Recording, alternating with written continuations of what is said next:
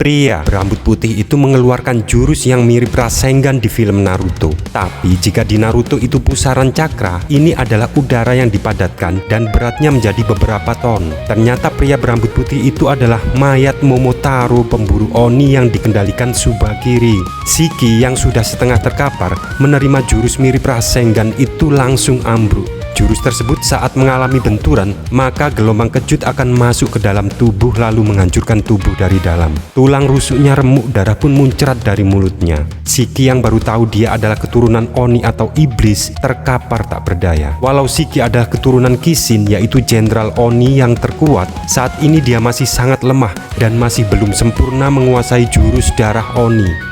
Sebelum adegan Shiki melawan Tsubakiri ini, di tempat lain, Ryobuga Urahomare menggigit jarinya mengeluarkan jurus darah Oninya. Raksasa besar pun keluar dan langsung menyerang sang guru Mudano. Ternyata jurus ini terpaksa dikeluarkan meski Homare belum mampu mengendalikan raksasa dan bisa melukai siapa saja. Namun trik ini dilakukan oleh Mudano bukan tanpa sebab, tapi supaya raksasa dari jurus darah Oni itu menyerangnya dan menimbulkan efek gempa. Jika seperti itu, warga sekitar pun pasti berlari menjauh untuk menyelamatkan diri sebab dikira gempa. Dengan begitu proses evakuasi autopilot pun cepat terselesaikan. Setelah itu Mudano membuat pingsan Homare agar jurus raksasanya menghilang. Walau beresiko, tapi ini adalah trik yang sangat cerdas.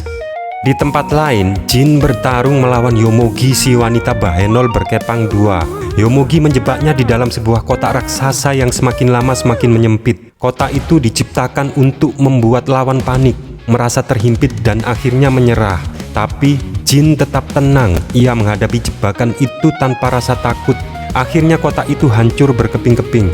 Yomogi pun kaget sebab di luar dugaan. Alasan Jin tidak panik adalah waktu kecil ia sudah terbiasa tidur di saluran udara yang sangat sempit. Dibandingkan dengan tempat itu, jurus kotak Yomogi baginya seperti ruangan kabin VIP. Jin pun semakin kesal dengan Yomogi. Tapi tiba-tiba rekannya Ikari muncul berlagak sombong.